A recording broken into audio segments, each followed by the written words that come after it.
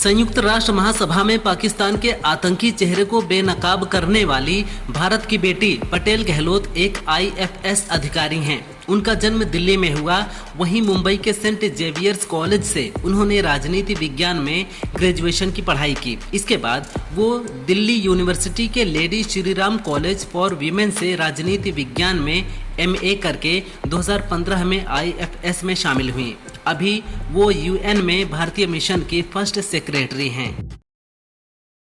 PM Modi द्वारा गोद लिए वाराणसी के गांव डोमरी के किसान धरने पर हैं। किसानों का आरोप है कि नगर निगम उनके जमीन पर कब्जा कर रहा है।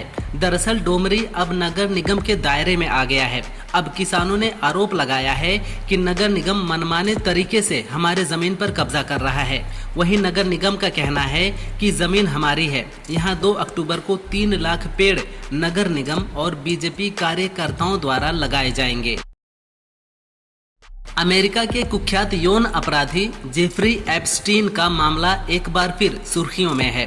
अमेरिकी ओवरसाइट कमेटी को सौंपे गए 8,544 दस्तावेजों में कई चौंकाने वाले नाम सामने आए हैं। इनमें उद्योगपति एलन मस्क, अरबपति टेक इन्वेस्टर पीटर थिल और ट्रंप के सहयोगी स्टीव बैनन का नाम है।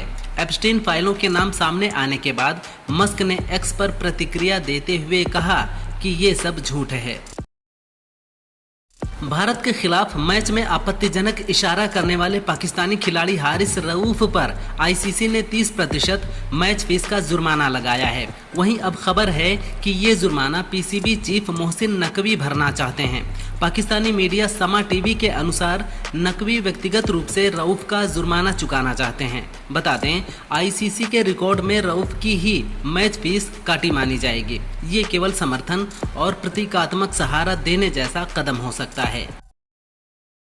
ओडिशा में कल कई परियोजनाओं के साथ पीएम मोदी ने बीएसएनएल 4G नेटवर्क लॉन्च कर दिया है। बीएसएनएल 4G नेटवर्क को 98,000 साइट्स पर रोल आउट किया गया है। इसकी सबसे खास बात यह है कि ये स्वदेशी टेक्नोलॉजी से तैयार हुआ है और इसे इस तरह से डिज़ाइन किया गया है कि कल को इसे 5G में आसानी से अपग्रेड किया जा सकता है। लॉन्चिंग के बाद बीएसएनएल ने एक्स पर लिखा, ये तेज इंटरनेट से कहीं बढ़कर है। ये नई आशा, नए अवसर और नया भारत है। बरेली मामले पर कांग्रेस सांसद इमरान मसूद ने कहा, मस्जिदें नमाज के लिए होती हैं, सड़कों पर उपद्रव करने के लिए नहीं। मोहम्मद साहब से मोहब्बत हर मुसलमान के दिल में है। जताने के लिए सड़क पर तमाशा करने की ज़रूरत नहीं है। मैंने पहले भी कहा और अब भी कह रहा हूँ, आई लव मोहम्मद।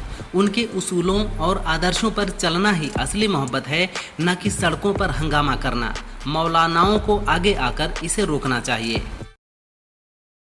आरएसएस की शताब्दी वर्ष पर अयोध्या के रामकथा पार्क में भव्य कार्यक्रम होगा। विजयदशमी यानी 2 अक्टूबर को राष्ट्रीय स्वयंसेवक संघ की स्थापना का 100 वर्ष पूरा हो रहा है।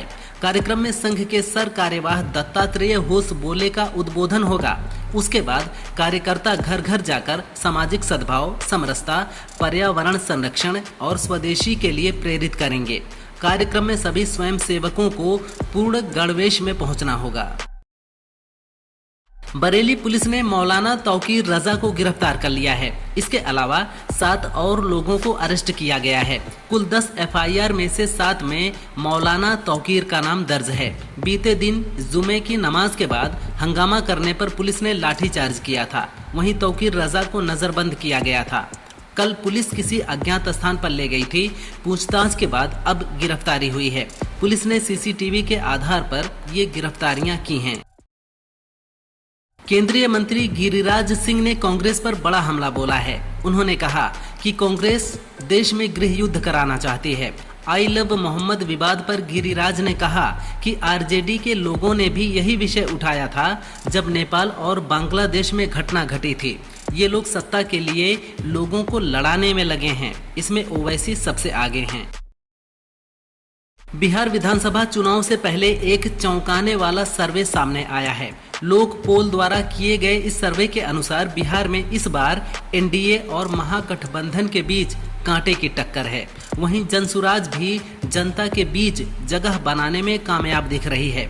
सर्वे के अनुसार महागठबंधन को 118 से 126, एनडीए को 105 से 114 और अन्य को 2 से 5 सीटें मिल सकती हैं। बहुमत के लिए 122 सीटें जरूरी हैं।